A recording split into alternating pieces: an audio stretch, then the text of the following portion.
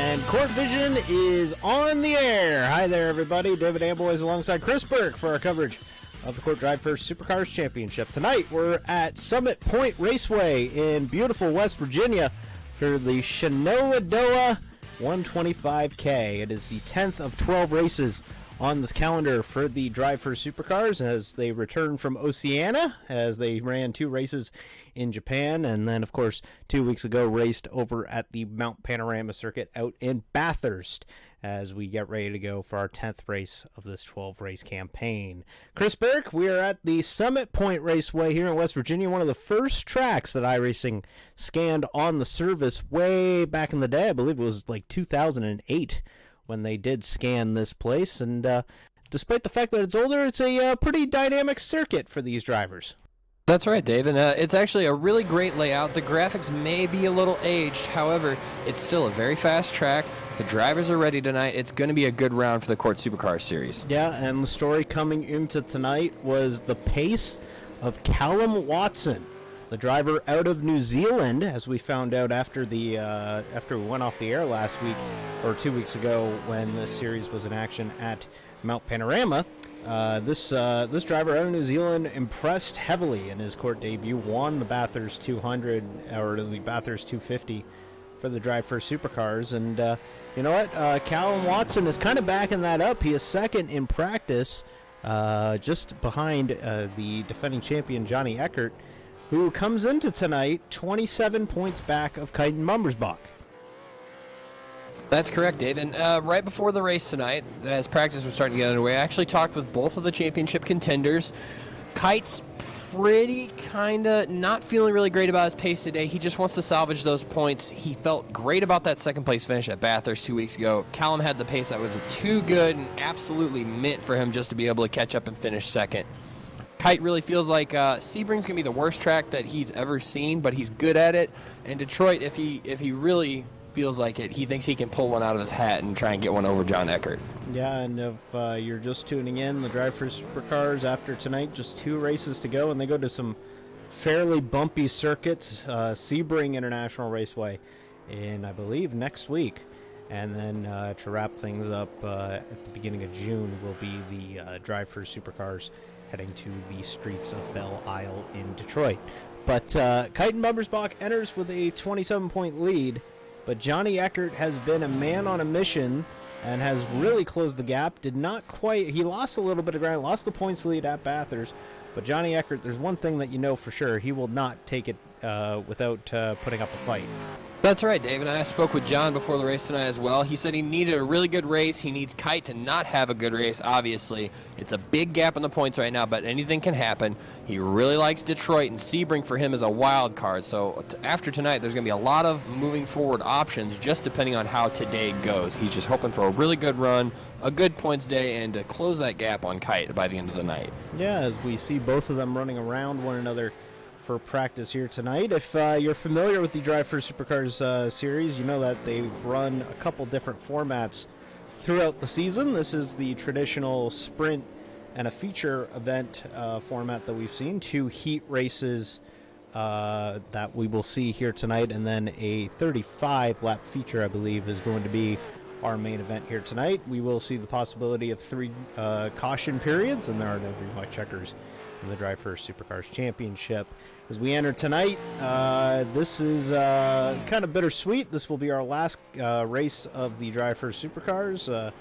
This is our last week of Court Vision, so after this week we will be without television for the rest of the season, but this will be a really exciting one for us here at Summit Point. And Summit Point is, like we mentioned, it's one of the older tracks on the service, but this right here is a track that I think is very deceptively difficult when it comes to how to get around this place.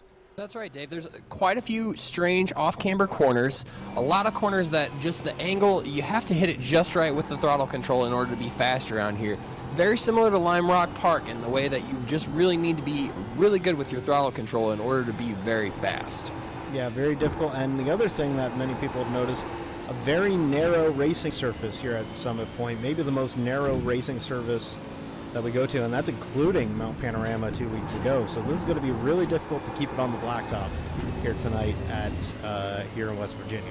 That's right. Not a lot of runoff area, a lot of sand trap space. So if you go off, you're going to unfortunately go off and get behind quite a bit. And I remember a couple of seasons ago, it was actually the Monday series when we ran the national car still. There's a couple deceptive braking points, and I remember I accidentally killed Tony Johns once because I missed one braking point and just T-boned him, flipped him down into a sand trap about 57 times. It wasn't a great night for Tony Johns, unfortunately. Tonight, hopefully, though, for a fan favorite such as him, it's going to be a much better night. Yes, absolutely, as Tony Johns will wrap up practice on the 5th position as we get ready to see some qualifying runs here out on the racetrack, and we will keep track of our qualifying runs on the court box to the left side of your screen. So if you take a look there as the times come in, we will see them populate. Got a little bit of a reduced field here tonight, looking like only about 21 or 22 entries here tonight, so the smallest field of the season for the DriveFirst Supercars, but just means that the racing is going to be even more action-packed as these guys look to get premium points. That's true, Dave, and it's actually one of the smaller tracks on the schedule for the season, so less drivers doesn't necessarily mean less action. I think there's going to be a lot of entertainment in the field tonight as these drivers go around for their first qualifying laps. The timing and scoring board is lit up. Pretty much every driver in the field, with the exception of Ryan Lewis and Brent Sweet, are currently out and attempting to make a lap. Some drivers actually setting times right now and trying to get it out of the way quickly so that we can get to heat number 1 for the evening. Yeah, and like we mentioned just a moment ago, we will have 2, I believe, 5-lap heats, and then our 35-lap feature later on tonight. So we will keep an eye on the points leader, Kyten Bummersbach, who has admittedly mentioned that this is not going to be one of his better racetracks here tonight at Summit Point, and we will keep an eye on his times, as we will also see the times for Johnny Eckert as it comes through. But right now, we will see what kind of times Kyten Bummersbach can set as he comes to the line to start his first lap of qualifying. And it looks like, judging from these purple sectors here, that Mitchell Riggs might be the man to beat here as he finishes his lap and goes to close to the top of the board. Yeah, as we wait for the first lap, the start-finish line is just outside of pit exit here at Summit Point. So what we're seeing on our timing screen is the outlap time effectively, and we will see what these guys can do on their first official lap. These drivers get 2 qualifying laps, so they will get 2 attempts at cracking the pole here, and of course the inside, or the odd numbers and the even numbers, will set up the grids for our heat races here shortly. So we'll have to see how that all shakes out. Bummersbach out of the last right-hander there, and now coming down the bridge of this back straightaway section here, and then this heavy right-hander, all this load on the left front tire, and comes off, uses all the runoff, and will come to the line. We'll see what kind of time he can turn here. And Bummersbach will go to first, top of the board. He will run a 1:10.492 to put him top of the board, as we see some other times come in. Chad Holmes goes fastest. Johnny Eckert comes off the final corner. Let's see what kind of time he can crank out here. And Eckert will go to the top of the board himself. He will run a 1:10.084. Wow. Watson off the final corner. Let's see what kind of time he can turn here in the 019. This is our Bathurst 250 winner 2 weeks ago. And he will go second. He will go second, a 1:10.263, and he will not take a second time. He will not take a second lap there. We've seen it in the chat. Ryan Lewis. IMSA driver Ryan Lewis gets a little loose out of the last corner. It looks like he messed up his braking point, but the driver participated in the Rolex 24 back in January will set a time. Actually, he will not set a time, so we'll see if Lewis can set a time here. Podium-winning driver Ryan Lewis. Yes, that's at right. The Daytona 24. Yes, he was on the podium in the LMP2 class. Unfortunately, it looks like that Camel Ford is smoking the tires quite a bit. Yeah, he's hanging on for dear life here as Ryan Lewis, and we've seen some people in the chat mention that they went, Ryan Lewis, are you serious about Ryan Lewis? Well, here he is. He got a rig built. Actually, he got some assistance from you, Chris, I believe, with the rig that he got built here in the last few days. It was an interesting custom build, and he's been sitting on it for about a month now. I don't know what exactly he's doing, but him and his buddy, Speedy Dan Clark, I guess, finally put together a rig out of 2020 aluminum and some nice equipment and a steering wheel, and he's out racing tonight. Yeah, he shared some pictures to us here in the Championship Online Racing Teams, and it was looking really, really sporty. Really one of the nicer rigs that I've seen. That's the exciting thing about sim racing, is that you see so many different types of setups and rigs and whatnot, and you see Lewis will not set a time, so unless that was his outlap and he got some grass, it looks like he's going for it again, but we'll see if he can post the time here. Right now, that time will not count, and that will be the end of qualifying. Eckert's time will stand up, so Johnny Eckert to the pole in our first heat race, and let's go through this grid here for heat race number 1. All right, Dave, an 11-car grid for heat race number 1. Johnny Eckert from New York, your pole sitter for heat race number 1. Chad Holmes, Tony Johns, Aaron Bean, Kevin Bingle at the top 5. Roger Espinoza, Eric Height, Stephen Taylor, Julian Medora of Canada, Matthew Wood in the 10th position, and rounding out that 11-car field is Mitchell Riggs from Illinois. Yeah, Mitchell Riggs starting dead last in this heat, and that's kind of somewhat impressive, or kind of a shock slightly, because he was very, very fast in practice. So Riggs looking like he couldn't get a lap together in the qualifying session, and we'll have to start dead last in this heat race. Now, we've seen these heat races go all sorts of sideways, so we'll have to see if he can improve his position for the start of the feature. This is a 5-lap heat race, and this is heat race number 1. I was about to say that's very true, Dave, because there's a lot of points to be gained here. 50 points to a heat winner, I believe, if you win the heat, and then 40, 30, 20, 10 for the top 5. Yeah, this is a really, really, really important when it comes to the championship, and these 2 heat races tonight and all season are going to be important. Green flag out in the air. We're underway, as it looks like Eric Height did not get going, and Julian Medora all sorts of bottleneck behind Height as they make the drive into turn 1. John Eckert, not a very commanding lead going into 1, but very clean, no wheel spin, no brakes locking up. He's going to drive away as long as he has some clean road in front of him. Yeah, the battle's going to be for the 2nd spot. It's Chad Holmes, the winner in the CORT National Series at Road America a few weeks ago, and Tony Johns in the 3rd spot, Aaron Bean 4th, and Kevin Bingle in the 5th spot as they head towards the double hairpin complex here at Summit Point for the first time. And it looks like Roger Espinoza actually crashed off into turn 1 as we missed. There's a crash right there, Dave. Yeah, there goes Aaron Bean around, and that Bean machine has seen better days as he will get it going. Luckily, keeps it off the wall, but has lost all sorts of time. He's all the way back down in 10th as the leaders get ready to complete lap number 1. And Johnny Eckert is gone to the tune of 1.566 seconds at the last update of our scoring loop. Now, this is actually a good setup for Eckert. He is able to actually just run as fast as he can, since Kite is not in the same heat as him. It kind of helps with the points that way tonight. Now, it may also not help if Kite has a really strong showing with his qualifying run for Heat 2 if he can run away from the field as well. Right on board with Tony Johns right now in the 31 machine, looking to stalk the 288 of Holmes. Holmes gets a much better exit out of that long front straightaway hairpin, or the long front straightaway into the tight hairpin, I should say. And then this section here, you never really feel planted. And it looks like Riggs got into Kevin Bingle there and spun around and is off.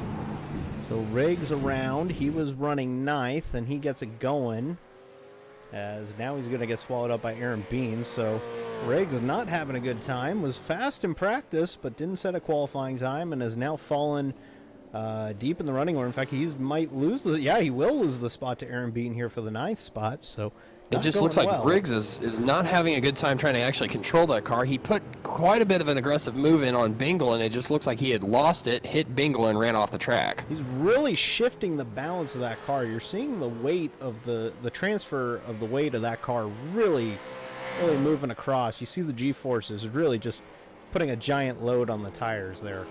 Meanwhile, as John Eckert goes into turn 1 to start lap number 3, locks up the brakes a bit, but still has a 2-second gap on Chad Holmes in second place. Yeah, Chad Holmes in second, and Tony Johns just patiently stalking the 288, the Mobile 1 entry of Holmes, as we look out the back to Tony Johns there. As you know, these two have had some battles this season. We don't really talk about it, but these two, some of the best road course drivers in, I guess, what you would consider the second tier of the pack, like almost the midfield. Oh, and there goes Chad Holmes off. That's the commentator's curse right there. Up. Yep. As, there goes Holmes off the racetrack. He will lose second and then some. He's falling all the way down to fifth, but Tony Johns pulling away second place here in this heat race. At the risk of cursing Tony Johns, unfortunately, as John Eckert comes around closing in lap 3, Tony Johns has had a very strong season in the Supercars this year. Yes. He usually is on Twitter and says he doesn't think he's that fast. He doesn't think he's got it in him tonight.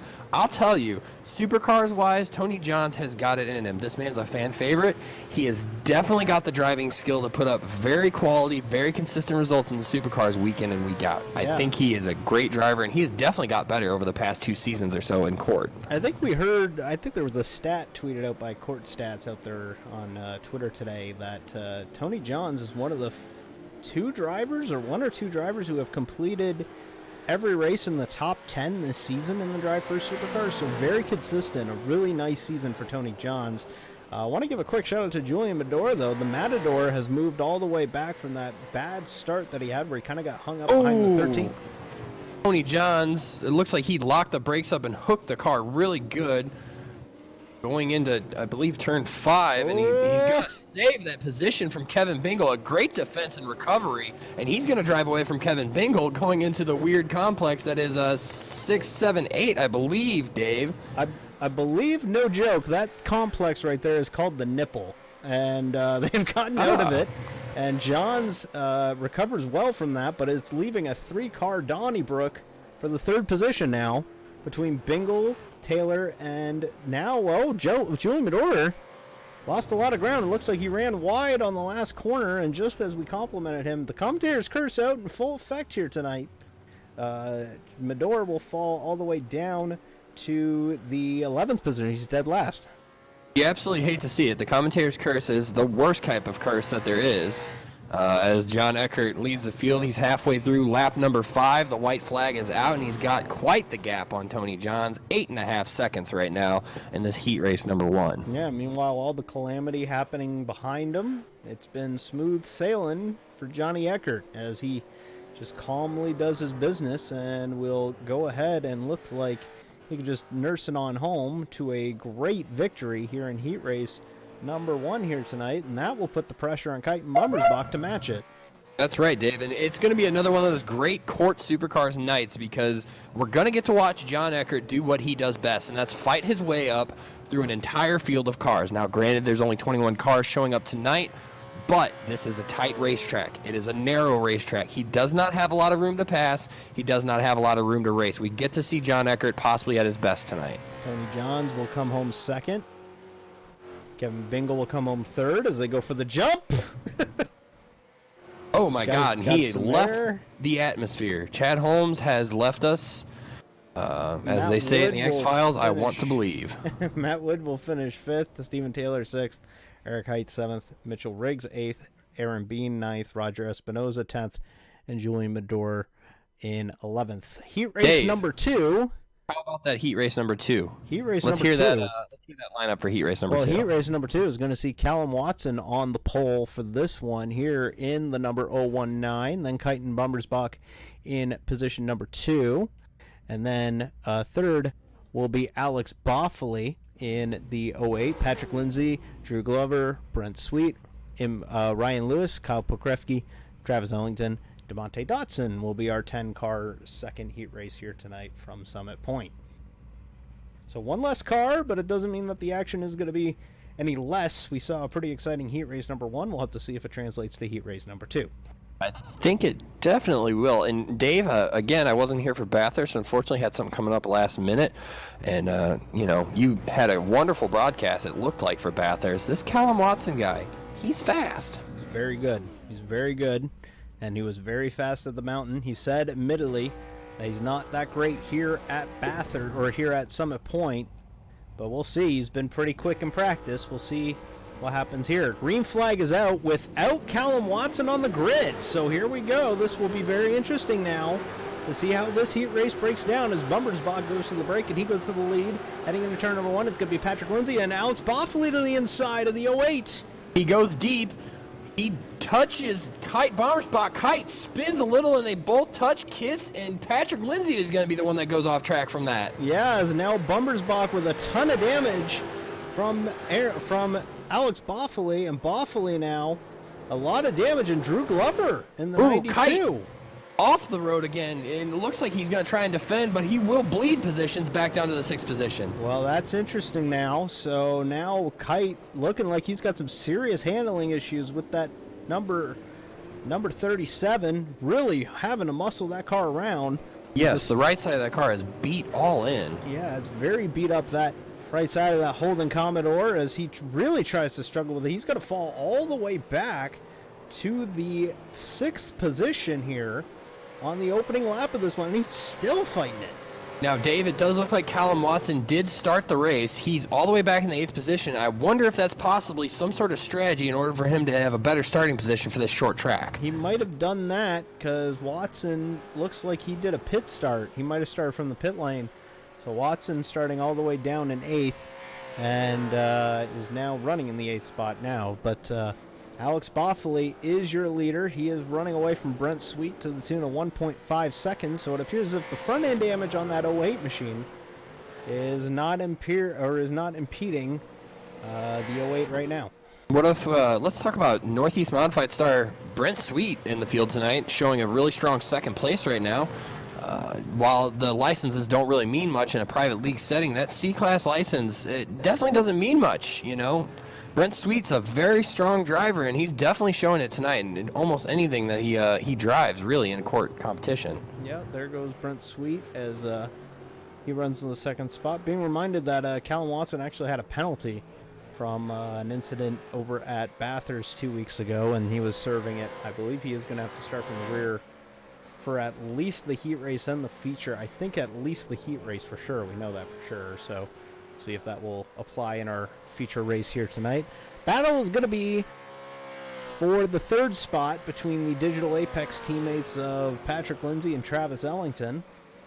And Ellington has shown some real improvement this season, making the move back to running the Road Series after the season it was gone, and now Ellington really showing some flashes of speed this season. He's running in the 4th spot right now.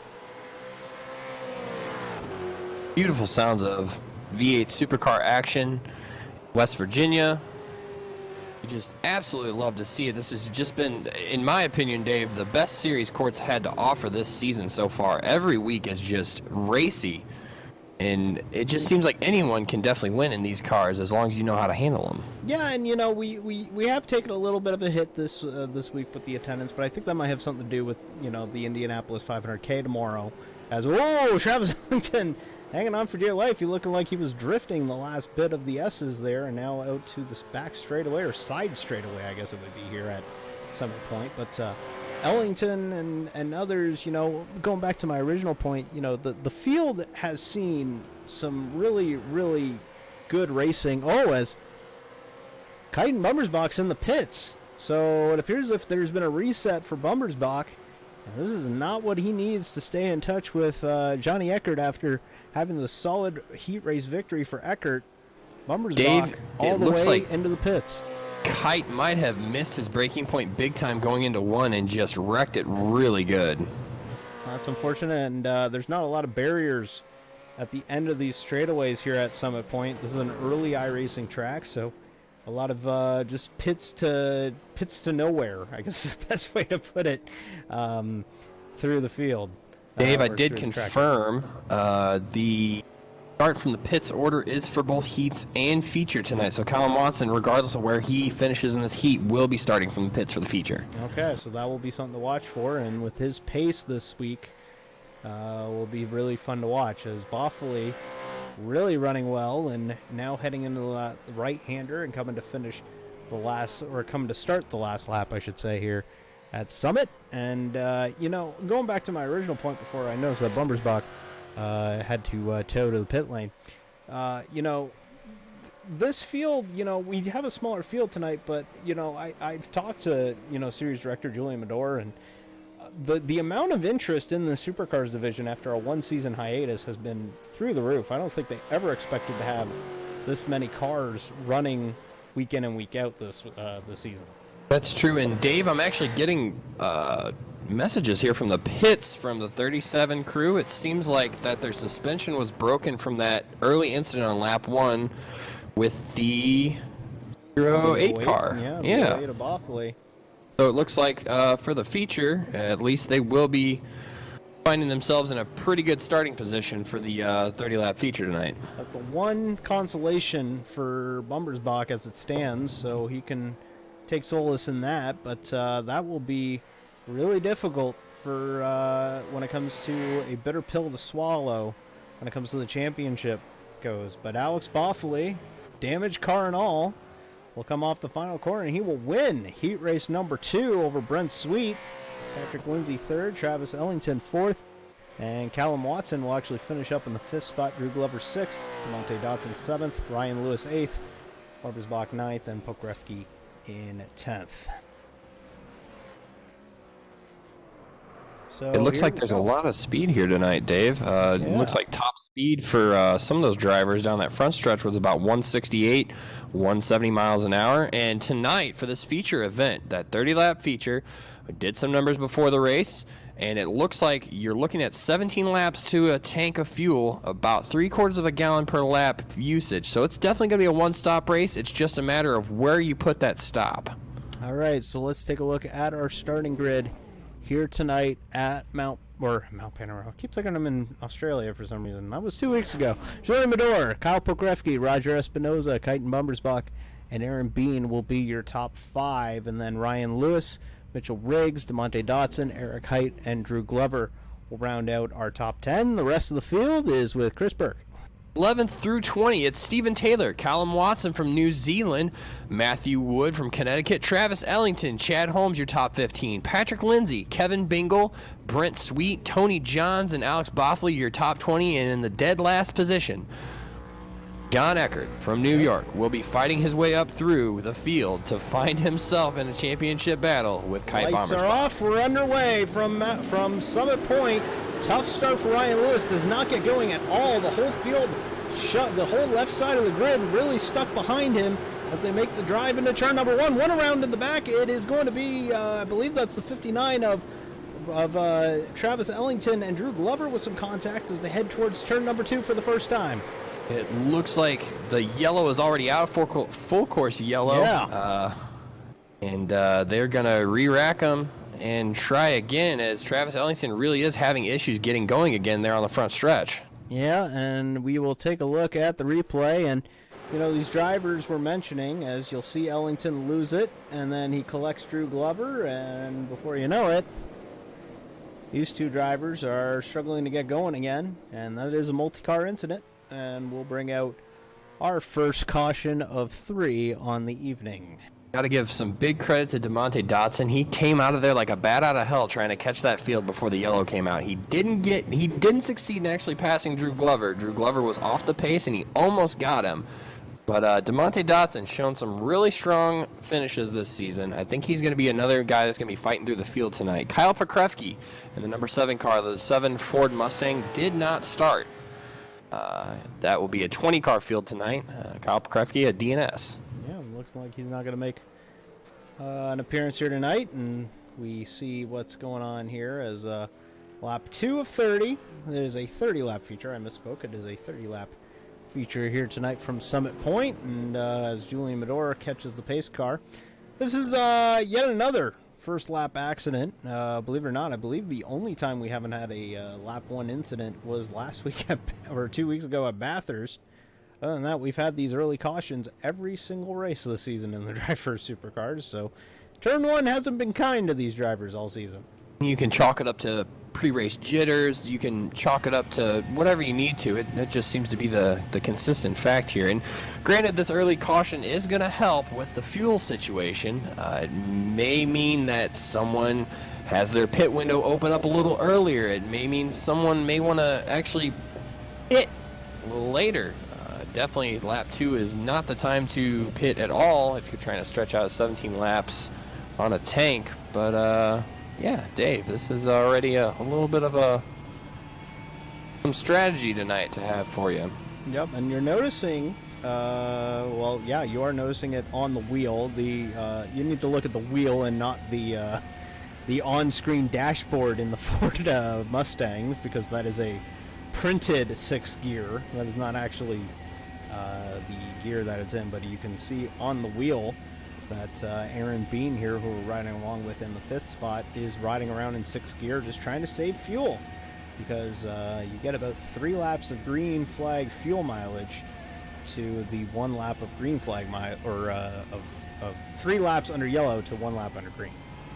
That's correct, Dave, and I actually spoke with John Eckert before the race. He was he did his numbers, did his math. He wasn't entirely sure how it would turn out. He said that pitting early might not be the way you want to do things, because tire wear here is pretty strong. A fuel run for a full tank of fuel can get those tires up there in the mid-70s or so. If you're an aggressive driver, they may be more worn than that. If you're really good with tires, which there doesn't seem to be a lot of drivers that can really save these tires well in these cars because you have to drive them so aggressively, I think it may be better if you try and push that pit stop in a little further into the race so you have fresher tires at the end of the race. But with a late race caution, you never can tell. Yeah, you really can't tell, so we'll see how it all shakes out. Johnny Eckert recovered well on that opening lap, started dead last, ended up 14th, so Eckert making some gains through the field, and now is running a little bit deeper into the field, or a little bit higher up. He's now behind the 31 of Tony Johns, running 13th as it stands right now. Real quick, while I got a moment, want to give you guys a quick preview as to what we got planned for our last week of Court Vision here tonight and this week. We are, of course, watching the DriveFirst Supercars from Summit Point. Tomorrow night, the 2020 Court Indianapolis 500K. 56 drivers tried for 33 spots. We've got our 33. That will be going down this time tomorrow night. Tune in, twitch.tv/CourtVision. It will be a heck of a show. And then Wednesday, the Court National Series wraps up their engagement here on Court Vision. Evan and Zane, they're back. Zane is okay. He's healthy. He'll be here next Wednesday night with the Texas 400 from Texas Motor Speedway.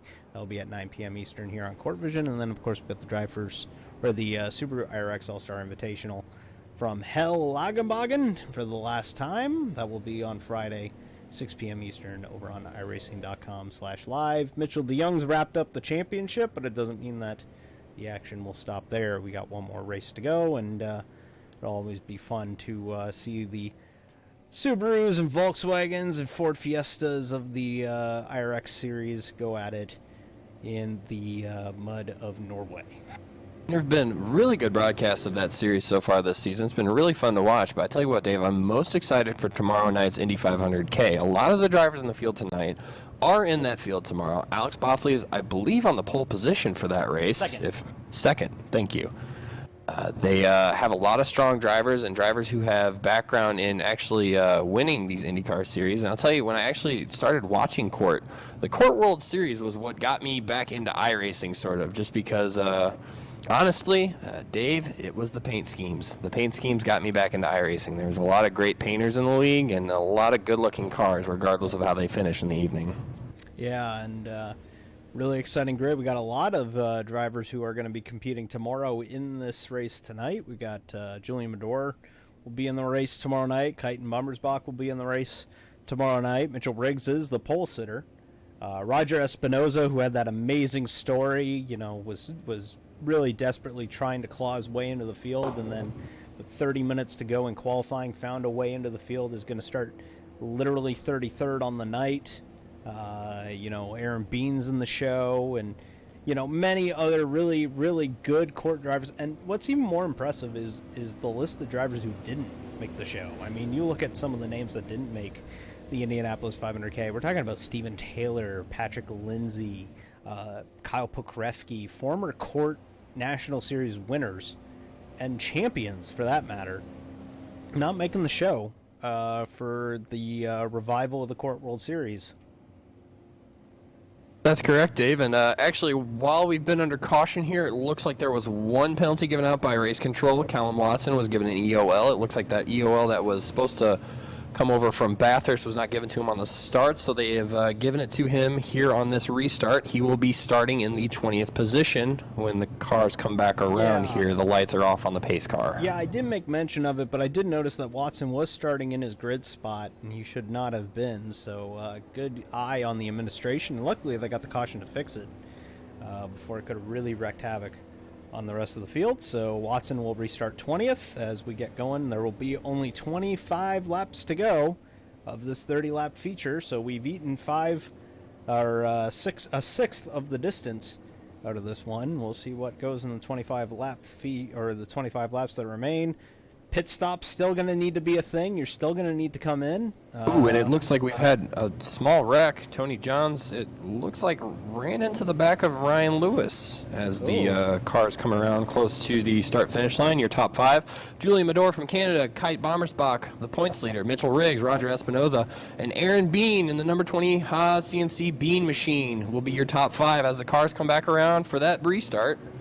Door gets on the loud pedal when we're back underway from Summit Point. Single file restart this time. Should be a little cleaner going into one. And the door pulls away, but the battle's going to be for second between Bummersbach and the 09 of Riggs. As they head into one, Bummersbach goes defensive and will hang on to the second position. And this time around, it looks like the field comes through turn 1 and 2 almost clean. Chad Holmes is off and is bleeding positions. He will rejoin the track with a clean race car, but in 19th position. Yeah, he's lost a ton of work there, and Chad Holmes, who was running so good in his heat race, the difficulties continue. He's down to 19th, like you said, and is now going to have to play some catch-up. Alex Boffoli behind him in the 08, running 20th, so it looks like that might have been related, but we stay green. It looks like another car. Ryan Lewis is currently off track. He's sliding through the grass and dirt and will also rejoin in the 19th position. Alex Boffley will charge him for that position, but he will defend and keep. DeMonte Dotson's also off and has hit the wall.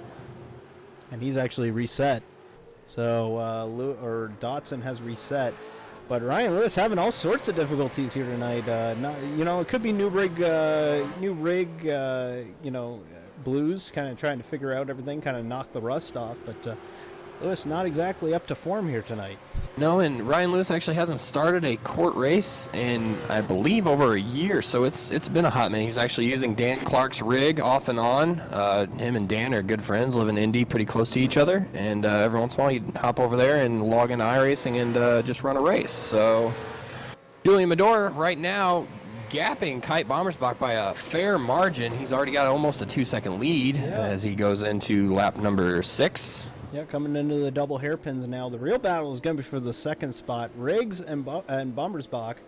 Bommersbach in the cool entry and Riggs in the Chickadee entry in the 09. And these two really going at it here for the second position.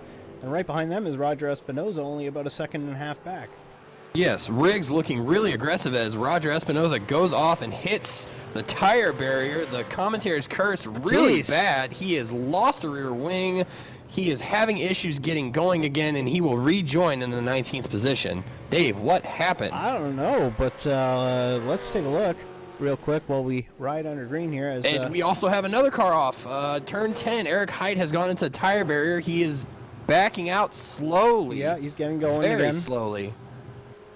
So we go back to the top two as Riggs has gone around Bummersbach. So move Riggs to the second position and Bummersbach back down to third, as now they have about a 4-second lead over Steven Taylor in the fourth spot. So these two are going to try and get away, and we'll have to see if Riggs, who was pretty fast in practice, we'll see if he can kind of turn some laps and catch up to the leader of Medor. Dave, it looks like, even though that Julian Medor has an extremely good lead right now, a second and a half over the 09 of Mitchell Riggs and his Holden Commodore, John Eckert, your man, who started almost dead last in the field, has gained 14 positions and is now in the 7th position. He is looking like an animal tonight, driving up through the field, and he's got Pat and Lindsay in his sights in position number 6. Yeah, and we were talking about Eckert being up to 14th after the first lap hijinks, and now Eckert moves all the way up to the 7th spot, so he's gained chunks in 7s. We'll see if he can make a pass here on Patrick Lindsay. He's looking like he's going to have a run going into turn number 1, and he might even have a run on Aaron Bean in the 20 before we know it. And there goes Eckert, and he's going to get pass. 2 for 1. He's going to have the preferred groove. Hanging on for dear life. Bean not going to give it to him. They're going to fight for it as they head to turn number 2. Bean will have the preferred line into 2, and he will hang on to it. But Eckert will complete the pass for 6th as they head towards the double S's. As they cross the line to end lap number 7, Mitchell Riggs ran your purple lap for the night. 109.90, the fastest lap of the night so far by Mitchell Riggs in the 2nd position. That is a very fast lap time. That's almost 7/10 faster than Medor in the lead. But the battle here is for this top 5 position between Aaron Bean and Johnny Eckert. A whole train of cars behind the 20 now, as Aaron Bean seems to be putting out the parachute on these guys a little bit. And now here comes Eckert down the side straight, heads towards the final turn 10 here, and he will get it done. Academic for Pat the Lindsay defending looks champion. Inside the number 20, but the number 20 stays there and is now going to go at it again against John Eckert to get his spot back. Well, he's going to need to really mount a charge. He's not alongside Eckert going into the first hairpin, and Eckert will hang on to it as now Bean will give him a shot, and now Eckert's long gone. E5 through 8 here, quite the battle pack tonight as Julian Medor continues to lead the race. A 2-second lead on Mitchell Riggs in the 09 Holden. Julian's wonderful-looking Texaco Haviland scheme, the black and white negative scheme, as I like to call it. He's very fast tonight. Just ran a purple sector in Sector 2 at 27.7 seconds. And while he doesn't have the top speed of a lot of the other drivers, and it looks like we've had a big wreck here. Callum Watson and Travis Ellington together, and the yellow is out. Watson, that is our defending race winner 2 weeks ago. And that will be a caution. And now we'll have to see if the pit strategy will come into play. Let's see if we can see what happened here with Watson and Ellington. This brings out our second caution of the night. 2 of 3 possible. And Watson with a big dive, and then he got tagged by Brent Sweet, and yeah, that was ambitious to say the least. But poor Travis Ellington has been involved in both cautions here tonight so far. That's true, Dave, and this is a really interesting time for a caution, honestly, as we go into lap number 10 this time around, or lap number 11, I'm sorry. 17 laps on a tank of fuel tonight. That means if you pit and then you top off on that 2nd or 3rd lap, you might be able to make it to the end. Yeah, there may be a chance that you can make it to the end tonight with a pit stop under this caution. It's almost perfect timing, but it really depends on the driver. Yeah, this is going to be really interesting here. Medor, by the way, before that caution came out, ran a faster time than Mitchell Riggs, so it looks like he was somewhat stabilizing with the 09 of Riggs. But yeah, this is going to be really interesting now to see what drivers choose to come in and what kind of pit strategy they take. Will they take rear tires? Will they take 4 tires? I believe you can take 4 tires and a full tank of fuel and get away with it, but you're really just doing a small drop, as Mark Larkin would say. This is a tiny fuel drop here, so you're not exactly looking to fill the tank here. You're just looking to top things off, which means that taking no tires might be a benefit here. Now, Dave, I hear you, but I think I disagree, just because from what I've been told by the drivers tonight, the tire wear is pretty excessive, as well as it seems to be a little warm tonight for track temperatures-wise.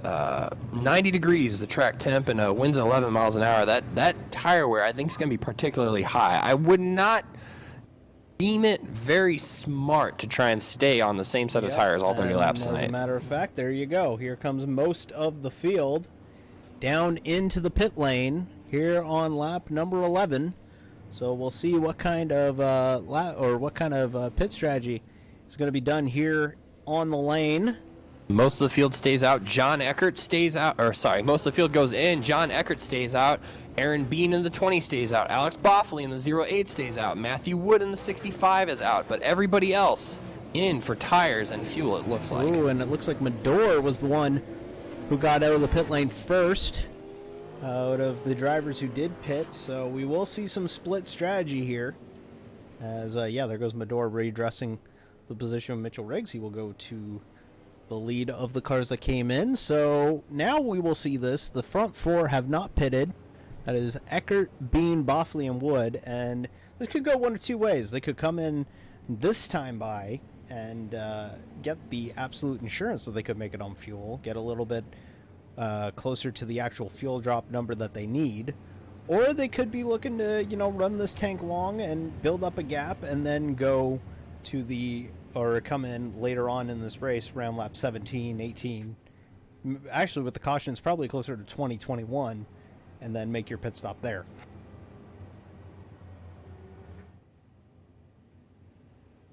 So we'll see how that all shakes out here under caution. And this series, like we mentioned, has 2 more races left this season in the DriveFirst Supercars, and they will be heading to the. They will be heading to next week. They are in action at the Sebring International Raceway, and then they will take a couple weeks off, actually, before coming back on June 8th with the races over at the Raceway at Belle Isle in Detroit, which will be a pretty cool way to end the season. Running a street course, don't really see that too often in iRacing. I mean, Detroit's really the only true street circuit that we have on the service that's in a finished state. So that will be a nice, fun challenge for these drivers, something completely different to decide the championship. And we wait here as we see what we could do here, as it appears as if my broadcast partner got lost. It happens, Dave. Dave, it happens. As Burke is back. I was just mentioning that this series will be back in action next week at Sebring, but they will have a couple weeks off for the American Road Racing Championship Association, or ARCA.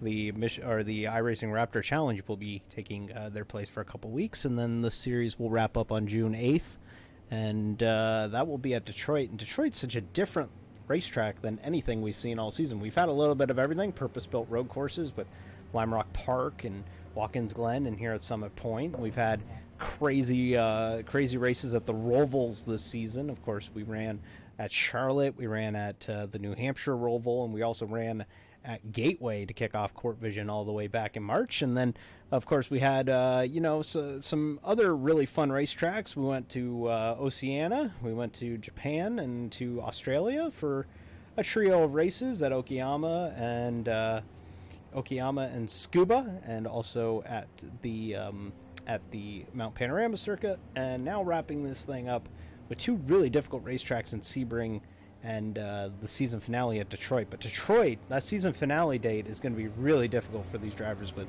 just not having any sort of street circuits beforehand to decide the championship. That's right, Dave. And as you see there, the last 2 races of the season are both extremely bumpy, extremely technical, low-cornered, fast, straight tracks. It'll be very interesting to see how the field shakes itself out, hopefully with a large field for both those races, as the field is currently on lap number 12 of 30. I ran through the pits, quote-unquote, there a minute ago, and the general consensus from drivers is that they're going to be about a lap or so short on fuel after that pit stop there. So there's a possibility that with another safety car, the third of 3, if it happens tonight, you may be able to make it to the end with drops left in the tank. But for right now, no driver is very certain that they can make it to the end. Your top 5, as the lights are off on the pace car halfway through lap number 12, John Eckert from New York, Aaron Bean from Florida, Alex Boffley from New York, Matthew Wood from Connecticut, and Julian Mador from Canada. Yes, the Nova Scotia area, the Halifax area for Julian Mador, and then Mitchell Riggs, Kyton Mummersbach, Stephen Taylor, Kevin Bingle, and Tony Johns wraps up our top 10. Top 20, Brent Sweet, Drew Glover, Callum Watson has recovered from the penalty. He's 13th. Ryan Lewis, 14th. Eric Height, 15th. Patrick Lindsay, 16th. Chad Holmes, 17th. Roger Espinoza, 18th. Travis Ellington is 19th. Dotson and Pokrefke out of the event here on lap number 13. As we get ready to go, pace cars in, but Eckert will have control of the field, and we'll see when he jumps on it. Should be right about now, as there goes Eckert out, and we're underway again from West Virginia. Eckert pulls away, and Bean will run second, and Boffley and Wood. Battle will be for about the 5th position. It will be between the two drivers who just came in. That's Julian Medore and Mitchell Riggs there battling. Ooh, and a big miss on the braking point from Julian Medore. He spins out of turn 1 and recovers pretty well, but loses quite a few positions. He'll rejoin the P11. Remember, Dave, the top 3 of those drivers, they've only got about 8 laps of fuel left. Yeah, and that goes Medore. He was 6th, and now he's fallen all the way down to 11th. Big loss for him on this opening start. And I got to give credit. Mitchell Riggs has gone around some of these guys who haven't come in. Matt Wood is going to drop some spots, and now here comes Riggs. He's challenging Alex Boffley for the 3rd position. And there goes Kyton Bummersbach right behind him. So the two championship contenders in the top 5 as it stands right now. It looks like a Yarno truly trained situation here with the P6 of Matthew Wood. It looks like the cars have stacked up behind him. Ooh. As Boffley has lost the 3rd position. He is falling down, and he will fall down to 5th. As now here comes Bummersbach on Riggs. Like a bat out of hell through turn 10. He goes and passes Riggs on the front stretch. That was academic by Bummersbach. He will move to the 3rd position, and now here comes Boffley with a return serve on Riggs. Here goes Boffley to the inside. He will move back up to 4th. Really exciting stuff at the front of the field, but meanwhile, it's all Johnny Eckert at the front of the field. He is 2.7 seconds up on 2nd place Aaron Bean, and he's 4 seconds up on this battle for 3rd. And it looks like the number 65 of Matt Wood did pit at the end of that lap. Not the smartest of pit strategy, probably, but it looked like he was holding quite a bit of the field up from P6. Yeah, that was a rough restart lap for Wood, and has had to come in and just kind of make do, lick his wounds a little bit. As wow, Bummersbach with a big slide, and these double S's here, these double hairpins, and then this nipple section, as they call it, is so difficult because you're in 1st gear, and these cars don't exactly grip well to begin with. No, Dave, they really don't. And like I said, the big thing here tonight is that high track temperature and the high tire wear. Kyton Bummersbach is really giving it everything right now in the starting segment of this restart. He's made his way up through all these positions, passing these cars with worn-out tires. It just goes to show you that he's giving it everything he has right now, but I wonder if he's in any sort of saving mode to be able... Ooh, as he gets loose going into 1, saves it, and is maybe able to defend against the 08 of Alex Boffley. Remember, these two had a run-in. Heat race number 2. We'll see if there's any sort of ill will between them. As here comes Boffley, running right behind him, not going to press the issue. But yeah, going back to your comment on track temperature, in practice, it was 90 degrees air temp and 114 degrees in track temp at one point. So these drivers really struggling for grip here tonight. Currently 86 degrees and partly cloudy at Summit Point. Track temperature 95 degrees. Kyton Bummersbach showing us here on lap number 15 just what a technical driver he is, and the reason that he has been a champion in other series and just a continual race winner. He has the car control, and he has the power to pass through these cars. Meanwhile, Eckert has pulled away. He's out to a 3.9 second lead over Aaron Bean and 6 seconds up on Bummersbach. So it appears as if Eckert is looking for the long game, looking to stretch out a giant lead, and then trying to minimize the delta time from when he comes down the pit lane. Pit lane was roughly about 26 seconds, so he is going to need to do a lot of work in a short amount of time if he's going to get the pit delta that he needs. But Eckert right now pulling away from the field. And it looks like Outlaw Racing driver John Eckert is seeming to do well right now with those worn tires. His teammate Alex Boffley in the 08 not really doing as well as John Eckert. He's falling down very quickly through the field, and it looks like some of these drivers are just beginning to eat him up with fresh tires. Yeah, as last we saw him, he was battling for the 4th spot, and now he's fallen all the way down to 7th. Now he's got Tony Johns on the back bumper of that Holden Commodore, and as he sits on the back bumper of the Ford Mustang of Kevin Bingle. A nice little train here at Summit Point, and you're going to see that a lot. Not a lot of there are opportunities to pass, but for the most part, you really got to not stray from the racing line.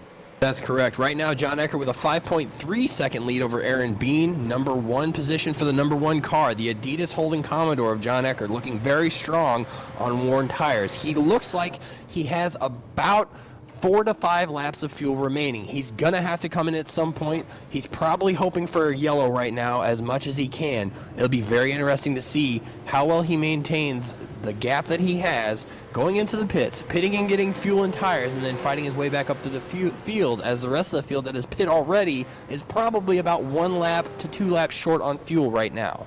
And now we're getting into the point where if there was no full course yellows, this would have been just about where he would have run dry. So we'll see how much longer Eckert wants to push it in that Holden, leading the show here. Running in the lead, 5.6 seconds up on Aaron Bean. He also needs to come in. Then you have a little bit of you have a quadrant of cars that have already come into the pit lane. Bummersbach, Riggs, Taylor, and Bingle, as Eckert will stay out again.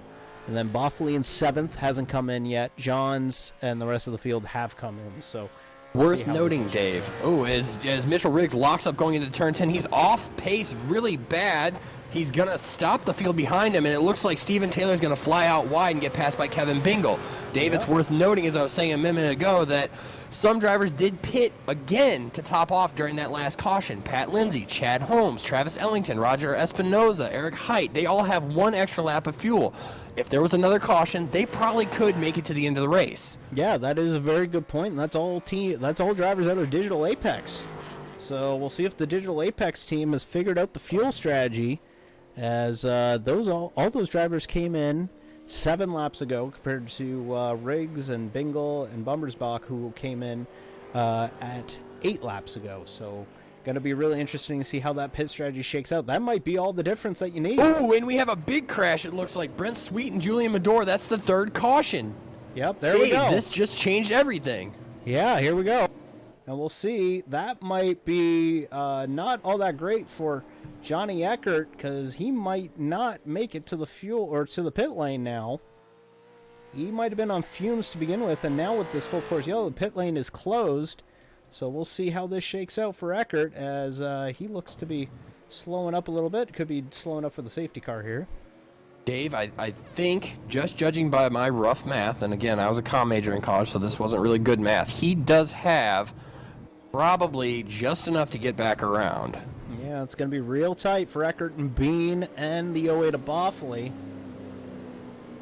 These guys are going to be real close on fuel, as we have hit our 3rd caution of the evening. If you're new to the DriveFirst Supercars, they allow 3 cautions for the event. If they do not use all 3, then that's fine. That's okay. But once we hit our 3rd caution of the event, that is it. We will not be under the caution flag the rest of the way. Anything goes.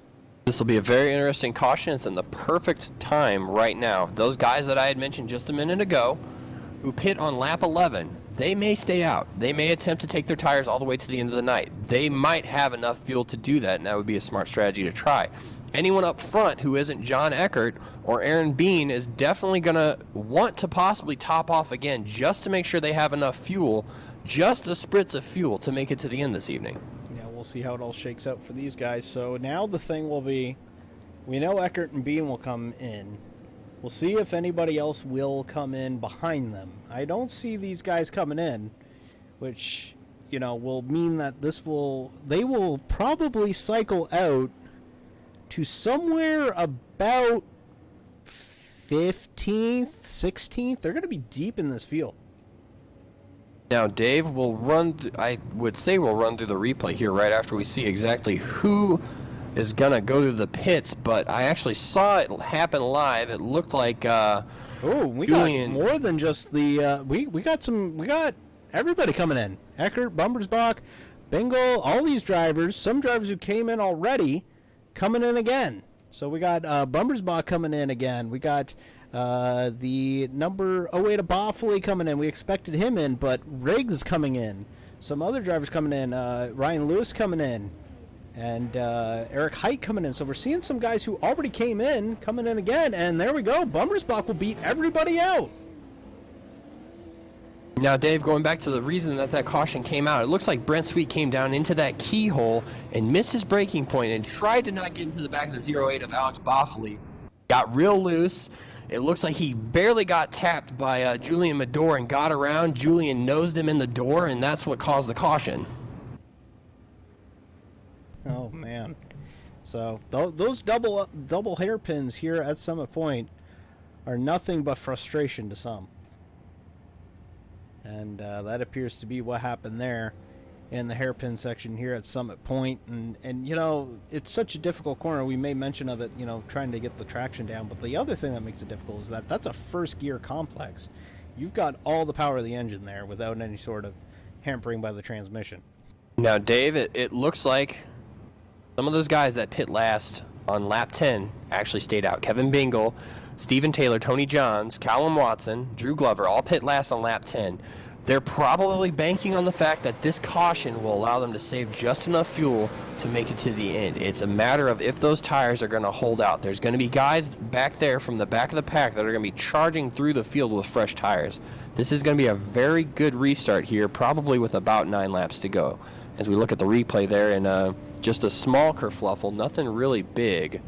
Yeah, between Brent Sweet and Julian Madore. I'm not sure that it was necessary to have a third caution of the night there, honestly. I'm not questioning race control or anything, but that just seemed to be like it would have worked itself out. Yeah, I'm kind of shocked that we did see the yellow there, to be quite honest with you. But nonetheless, the administration, they got to think fast, and they threw the caution there. So that is how it shakes out. Meanwhile, I want to make mention, Callum Watson is now 4th. So the New Zealander out of New Zealand is running in the 4th spot. So we'll see what Watson could do here, as he won't be too impaired, but he will be on older tires than the drivers behind him.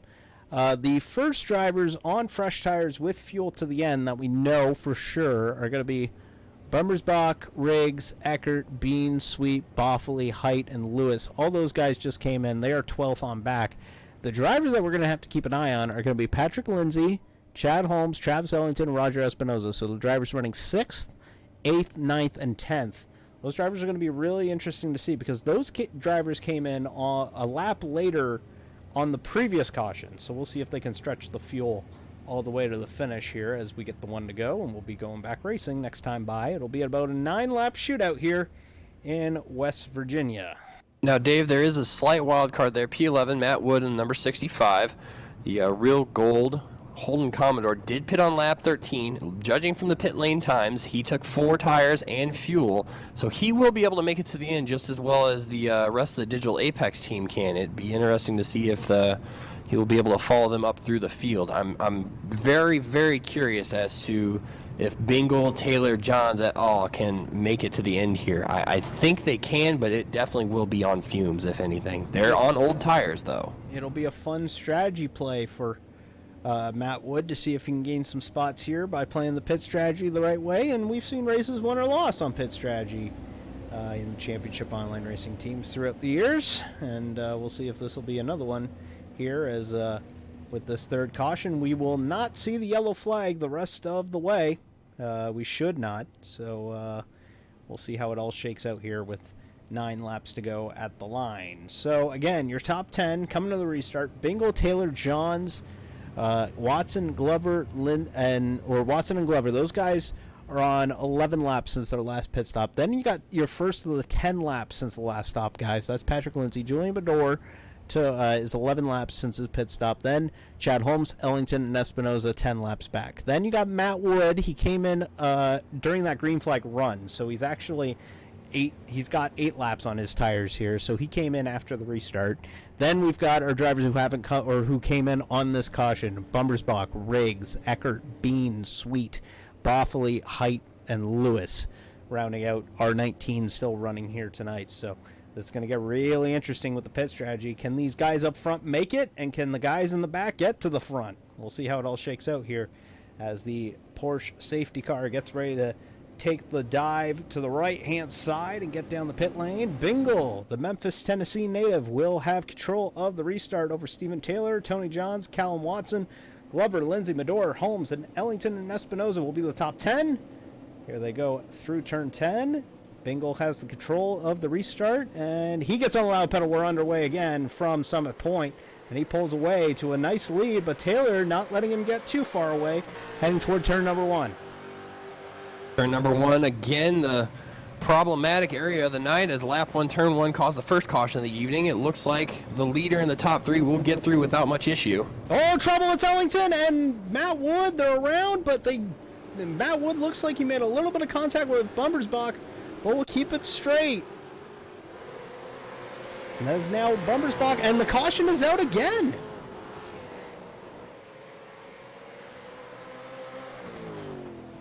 Caution is out again, at least according to our scoring. Could be wrong here. Dave, I believe that was possibly a local yellow on my scoring board.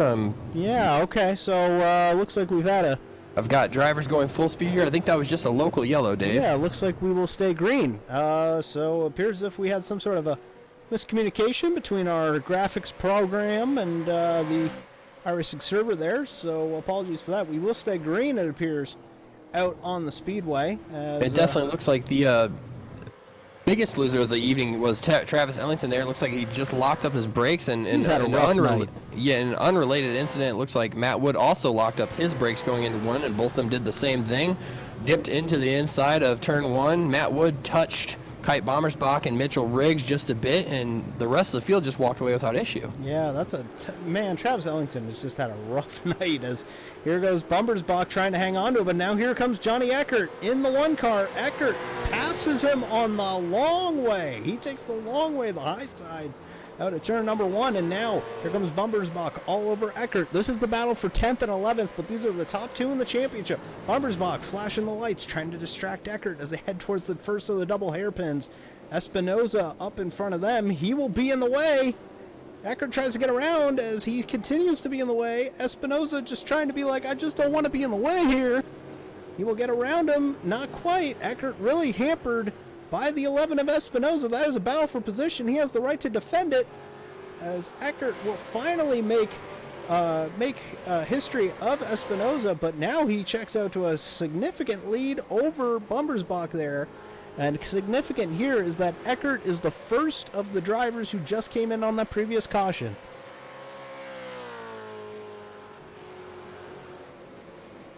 So now, Bingle in the 44 continues to lead, has 0.7 of a second lead over Steven Taylor, Tony Johns, Watson, Lindsay. Again, Lindsay, keep an eye on him. He pitted 1 lap later than this front 4. Oh, so Dave, it looks like we've had issue here. Espinoza goes off into turn 1, but Aaron Bean behind him gets into Kite Bommersbach, who goes off as well. Bommersbach rejoined and almost got into the 08 of Alex Boffoli. And, big breath, it looks like there was also issue between Bommersbach and the number 55. Oh, and Bumbersbach has wrecked it. He's hit the wall. So now this is a nightmare for the man who entered tonight in the points lead. This is a night to forget for Bumbersbach. He was mentioning that Summit Point is not one of his better tracks. Well, guess what? He's all the way down to 18th. This is not a good showing for the title contender. This is not good for Bumbersbach if he wants any shot at, he had a 27-point lead entering tonight, and he's still feeling out that car. Dave, it looks like I misjudged, and it was actually the 13 of Eric Height, not the 55 of Tyler Tucker, who's not even in Summit Point tonight. Oh, battle for second now. Tony Johns all over the back bumper of Steven Taylor. The battle for the top 5 is getting real good here late at Summit Point as Taylor now reels in Bingle, and Taylor's going to make a move to the inside. He gets into the inside of the first hairpin. Now that's the difficult part. Oh, Johns is around. Callum Watson gets into Johns, it looked like, and he went around and was tagged by Pat Lindsay in the number 50. Oh, boy. So now Johns will recover to 7th, but now is going to have all sorts of challengers because here comes Johnny Eckert and Julian Medor battling for the 8th spot behind him. Eckert will now make the pass, and now we'll move on to 8th. As now Johns falls back to 7th. Battle, though, for the lead is going to be between Bingle and Taylor. And again, fuel might be a question before this one is over. 5 laps to go here at Summit Point. If they have enough, it's just enough. And if they don't, it's going to be right on the last lap, Dave. Bingle. And it looks like Kite Bommersbach has crashed again. Oh, no. And Bumbersbach, it's going from bad to worse for the title contender. Johnny Eckert runs 7th, by the way, and came in 27 points back. And Johnny Eckert won his heat race, and Bumbersbach finished deep in the field for his. So it could be a real big point swing by the time we go to Sebring next week. Meanwhile, at the lead, oh, Bingle! Big shakeup, big lockup going into the first of the 2 hairpins. This battle for the lead, can't keep our eyes off it, as now here comes Taylor to the inside and is trying to make the move, not quite able to do so. And again, the question here, they're running bumper to bumper, they're trying to maximize their race cars, but the other thing is they're trying to maximize the fuel as well. They need to make sure that they can make it, and these drivers might have to start saving if worse comes to worse. That's right. Stephen Taylor in the 42. He has his eyes like a hawk on the 44 of Kevin Bingle. Callum Watson in the 019 car also pitted last on lap number 10. However, the big number here is with Pat Lindsay in the number 50. He's in 4th position. He pit last on lap 11. Him and Chad Holmes in the 288 car, 4th and 5th position, may be in the catbird seat if these top 3 drivers don't have enough and run out on the last lap. It's going to be really exciting here. 4 laps to go. And now the thing is Bingle can't make a mistake. If he can make the field, and there goes Stephen Taylor. He shortcuts turn number 3. That might be a slowdown. That could be a slowdown for Taylor. Doesn't look like it. He'll keep it going. But that could have been really disastrous for Taylor. He keeps it in the 3rd spot, or in the 2nd position. Now Bingle, then with these tires that are worn, they're garbage. They're just garbage. They're just terrible tires. They have no more grip left in them. It's all on the throttle. It's all on the right hand or the right foot pedal of these drivers as they handle through the tight double hairpins. And now Bingle still struggling to put the power from that Ford Mustang down on the racetrack. They head toward turn 10. 3 laps to go. Bingle pulling away slightly. Taylor might have the draft coming down the front straightaway. And Dave, it looks like in the back of the field, Kai Bommersbach is having issues again, off the track again, but rejoined. Yes, Bommersbach has struggled. He is running dead last out of the cars that are remaining out on the racetrack, but it is 3 cars under a blanket for the race win in Summit Point, West Virginia. Here comes Taylor to the inside. He's going to make a dive to the inside. Can't quite do it. Can't quite do it. It's not there for him. They head toward the double hairpin here for one of the last few times. Don't leave out the number 1 of John Eckert, just past Pat Lindsay. John Eckert for sure has enough fuel, and he is looking like he's driven like a bat out of hell. I've said it 3 or 4 times tonight, but the man has come from all the way in the back of the field to the front yet again, like he has for every race of this season. He has Chad Holmes in his sights in the 4th position. Chad Holmes probably also has enough fuel. Those top 3 cars under a blanket, we don't know if they have enough fuel to make the last 3 laps, but John Eckert is driving through the field like a madman and for sure can make it to the checkered flag with what he's got in the tank. 4.2 seconds back, though. That's the problem. He's going to need these drivers to run out of fuel if he wants any chance of winning it. Watson making a move to the inside of Taylor for the 2nd position here. 2 laps to go. Here comes Taylor and Watson for the lead, for the 2nd position. Watson is diving onto the brakes, hanging on for dear life. Taylor hanging strong. They make some door-to-door contact. And now Watson will move out to 2nd. So move Watson to the 2nd position now. And now a new challenger for the 44 of Bingle. He's a 2nd up, but we've seen Watson be able to crank out some laps in his short court career. We'll see if he can reel in Bingle with a lap and a half to go. Watson from Wellington, New Zealand, racing the number 42 of Stephen Taylor from Charlotte, North Carolina. They're worlds apart, but right now on track, they're only 0.2 of a second, probably right now about 2 feet apart at Summit Point Raceway. Meanwhile, Holmes is holding Eckert at bay. He's about half a second up on the 1 of Eckert. That could be the battle for the win if we see the fuel can't reach. They are going to come to the white flag. They got what they got. They are coming to the white flag. They got to make it stretch. Another lap of Summit Point Raceway. Coming to the line, white flag in the air. Bingle out to a 2nd lead. Bingle, Watson, Taylor. And then you see in the background, you see Eckert trying to make the move on Holmes for the 4th spot. Not quite able to do so. Eckert really woes it up. And now Holmes will pull away. Chad Holmes a little loose out of turn 1 there, but Eckert was looser. He's lost a little ground on the number 288 of Chad Holmes. Yeah, as now that appears to be Holmes's to lose right now in the 4th spot. But the battle for the win here, Taylor, Watson, Bingle. third to second and first. They head through the double hairpin for the final time. Bingle, does he have enough fuel? Does he now have enough lighter fluid in that Zippo machine? He's hanging on for dear life through the right-hander, through the final left-hander of the circuit. Now this is where it all matters, Dave. Do they have enough for the last couple of corners? Here they go, coming out onto the side straight. Watson might have a run to the line. Here comes Bingle through turn 10. He's not going to be able to do it. Oh, he gets loose. Here comes Watson to the line. They go to the line. It's going to be Bingle. It's Bingle. It's Bingle. Kevin Bingle from Murfreesboro, Tennessee takes the win over Callum Watson from Wellington, New Zealand. What a finish, Dave. 0.042 of a second. And Bingle, Kevin Bingle, will get the victory. Callum Watson second, Steven Taylor third. What a finish. And big championship implications for the CORT Supercars series as Johnny Eckert brings home a 5th place finish. Kite Bomersbach not even crossed the line yet, but in 18th place by a fair margin. It's going to be quite the margin for the last 2 races of the season for these guys to fight out for the championship. Here's the final 2 corners right here. Watson really gave it a shot. He really went for it. And he wasn't quite able to get it done. Bingle used all the real estate of this very narrow Summit Point Raceway and then some. He throws the block and is not quite able to do it. What a finish. Let's watch it again. One more time. What do you say? Absolutely, Dave. I'll see that one more time for sure. All right, so here comes Bingle. This is the final lap again.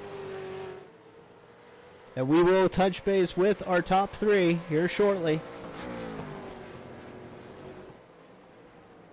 What a run here. And then, Bingle had this little bobble in the S's there just a moment, kept it together, and then had another bobble coming out of the S's. And it really started to open up the door for Watson. Watson tried to make it work, and he really had a significant run. If that start-finish line here at Summit Point is further down the straightaway, I think Watson gets him. For sure. And this is definitely retribution for Kevin Bingle himself. He had that terrible luck. He had a win almost in the bag at Gateway. He's had bad luck throughout the season, but tonight is definitely his night. He showed that he could stretch that fuel out. 17 laps for a tank, but he went 20 on this one. What a run. And that those safety cars did help Kevin Bingle bring it home. With the fuel, we had those fuel questions. We were wondering if he could reach it, but he was able to do so. So we will try and touch base with our top 3 when we do get a shot here, but we will touch base with our top 3. With at least first, we'll see if we can get second and third, but right now we will look at our finishing results for the DriveFirst Supercars at Summit Point, and there's the margin, a 0.042 of a second between Bingle and Watson. An exciting finish here.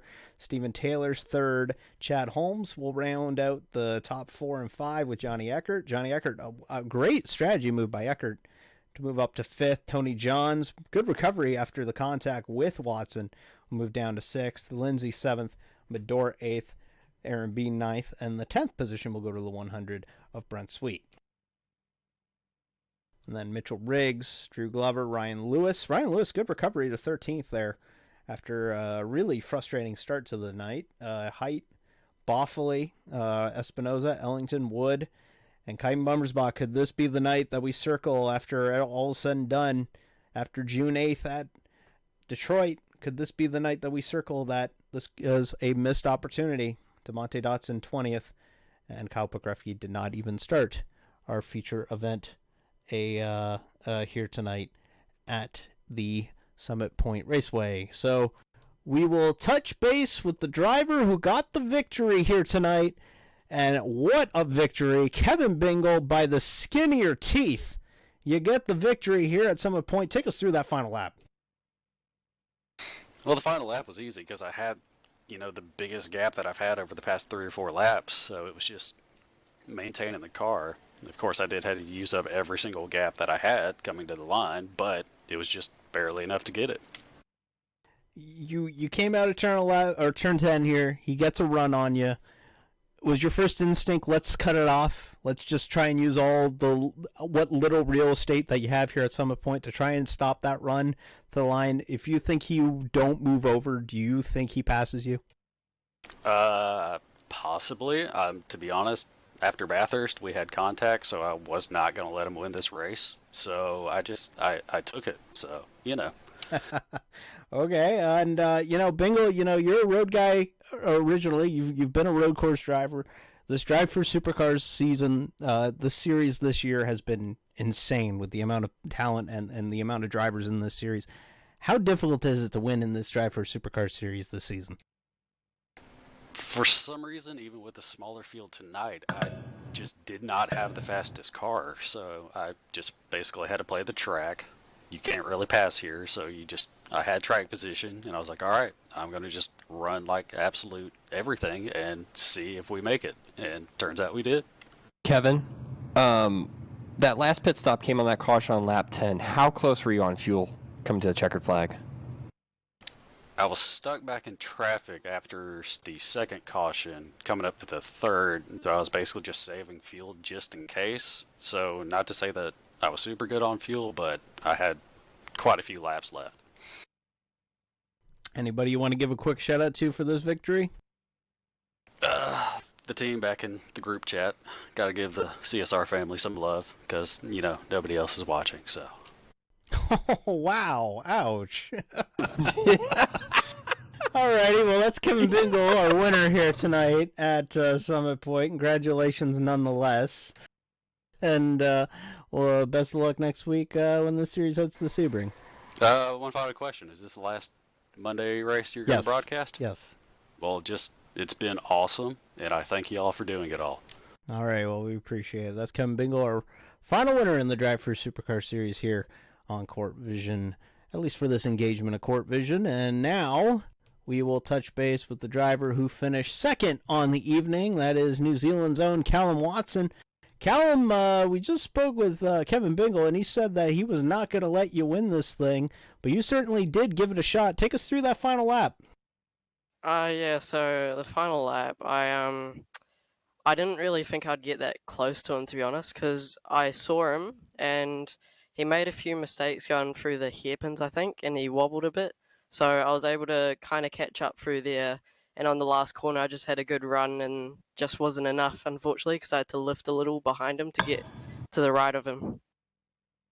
You're new to this championship online racing teams with this DriveFirst Supercars division. You're coming in here. This is your second event. You won Bathurst with a fairly commanding victory 2 weeks ago at Bathurst. Coming into Summit Point, you mentioned that this wasn't one of your better tracks, but you still impressed with 2 races to go left in the season. How much are you looking forward to see you bring in Detroit to round this thing out? Well, unfortunately, I don't think I'll be able to go do the next 2 rounds because of schooling, because we've lockdown and stuff. Lockdown at the moment, I've been able to come in and join this, and it's been super fun, but yeah, unfortunately, I don't think I'll be able to do the next few. Ah, right, because time difference. I believe it is 12 hours difference between U.S. East Coast to New Zealand, right? So I believe it's 10:20 in the morning Tuesday for you right now? It is 2:00 in the afternoon. Right very now. wrong. I was very off. I was off by 4 you absolutely hours. love to see it. Callum, I have a question for you. You also pit last on lap 10 along with Kevin. Kevin said he had fuel left in the tank. What about you? I think I had 5 laps of fuel left. I can't quite remember, but I was fuel saving under safety car, so I was just holding it in 6th gear and just saving. Anybody you want to give a quick shout out to? Maybe those who are still watching out there in New Zealand. If you're watching, thank you for watching. But anybody you want to give a quick shout out to here on Court Vision? Just all the Kiwis watching, yeah. Alrighty, so we've had a Kiwi contingent in the chat. I do want to mention we've had some viewers, and want to give a shout out to you guys. Hopefully you guys are staying safe. You guys seem to be handling this the best. So I want to give a shout out to you guys. And Callum, thank you very much. If this is your last appearance in the Championship Online Racing Teams this season, I want to give you a quick shout out because you really threw a monkey wrench into the plans for the title contenders and the rest of the field here tonight. So congratulations on the second place finish. Nothing to be ashamed of with the win and second place finish here. Yeah, just sorry to Johnny for getting in his way for those 20 points, that 20-minute 20 lap mark last week or 2 weeks ago. Well, that's racing. So, all right. Thank you, Callum, and we'll let you go back to your team there. Cheers. All righty. So that's Callum Watson, our second place finisher here tonight at Dave. Mount Panorama. Or some point. Why do we keep thinking we're at Bathurst? We're not Dave, at Bathurst. You're clearly in a wrong time zone right now. Yeah, I don't know. place. For as tight as this points battle is right now, Dave, don't you think we should possibly get a word with our top 2 contenders here?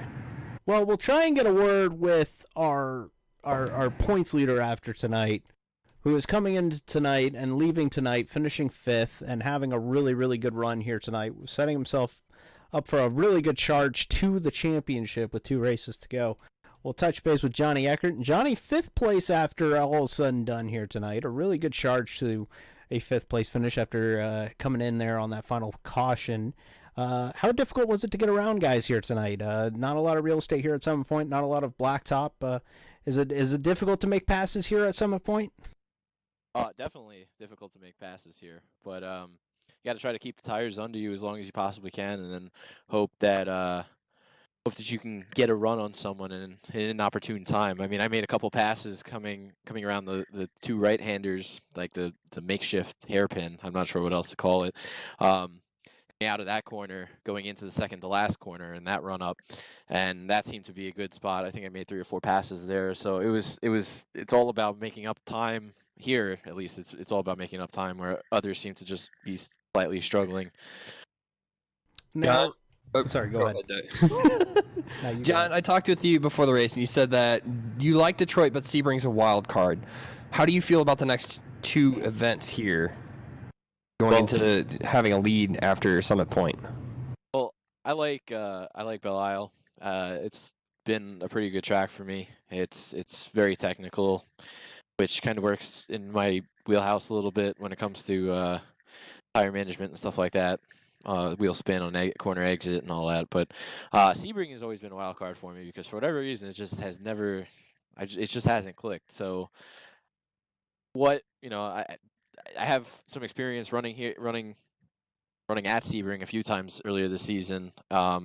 So I have some laps there recently, which will hopefully come to my aid going into the next race. But I think for me, the biggest concern, and ironically the next race, is just Sebring. Hopefully we'll have some speed. Fortunately, Kyton had a bad run tonight. I don't exactly know what all transpired, but we'll probably be coming out with a points lead, so it's going to be about maintaining that gap going into Belle Isle, I guess. That'll be my focus at Sebring. And you're the defending champion of this road series. You did have a season in between where there was no road division, but really trying to defend the 1 on the side of your Holden Commodore. And like you said, you're setting yourself up for a pretty good challenge for the championship here, taking back over the points lead. And Sebring and Detroit going to be really difficult. Is there anybody you want to give a quick shout out to for this 5th place finish here, and what's made it possible for you to have these good runs here all season?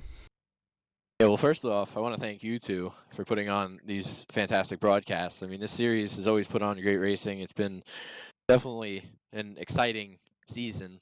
You never know what's going to happen. Every race is something else that seems to throw a wrench into things. So hopefully we got to put on a good show for the fans watching, and thank you guys for putting on the broadcast. It's I've watched back every race and just love seeing the commentary and all the details about what's going on.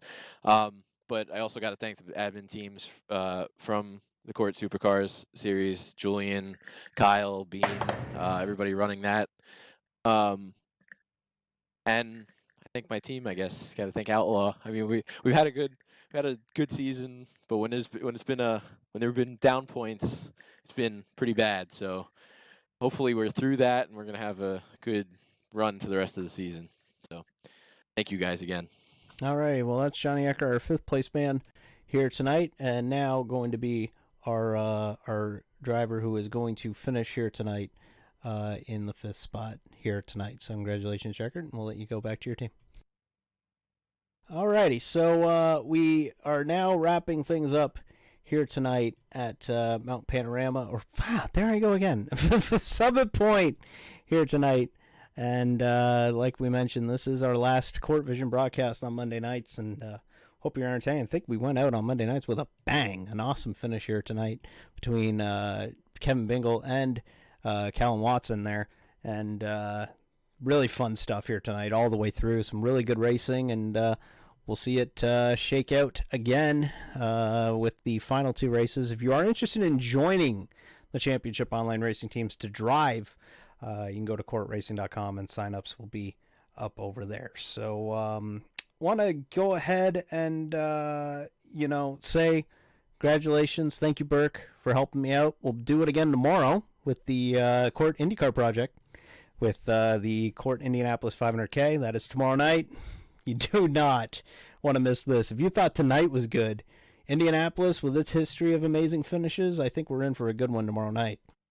For sure, Dave. I think tomorrow night, I've actually been looking forward to the Court Indianapolis 500K for quite a while. It's one of those events where, I'm not always a big fan of whenever Court runs Daytona. I'm not a big fan of super speedway events, but whenever, we get a night of qualifying and a night of racing at Indianapolis, it always just, starts something up in me. I think it's going to be a really good, fun race for us to broadcast. Yeah, and then Wednesday, the Texas 400 for the Court National Series. That'll be over at the newly repaved Texas Motor Speedway. I believe that one will be under the lights, and that will be at 9 p.m. Eastern on Wednesday. And then the Subaru IRX All-Star Invitational, presented by Yokohama, they'll be at Hell Lackabagan Wednesday at 6 p.m. Eastern here on Court Vision. So, again, thank you, Chris. We'll do it again 24 hours from now. And for all of you who have been watching Court Vision on Monday nights or watching the Arcus iRacing Raptor Challenge, we want to thank you for watching and making you a part of our, or we want to thank you for making us a part of your Monday nights. And, with Real Racing returning next week, there is no Monday night race next week, but there is Real Racing back. We will be taking our step back into just being a sim racing league and not trying to fill a void for all of you. So for Chris Burke and everybody else who has made Mondays possible, I want to give a quick shout out to Alex Ripstein, and I also want to give a quick shout out to Chris Leone, who has come out and helped us on Monday nights, various Monday nights throughout the season, and everybody else who gave us a hand on Mondays. I want to give you a shout out as well, and we will be wrapping things up this upcoming Wednesday from Texas. So for all of us here at Court Vision, we hope you were entertained. That was a big victory for Kevin Bingle. He holds off Callum Watson, and we wrap things up from beautiful Summit Point. We'll catch you guys next time. So long, everybody.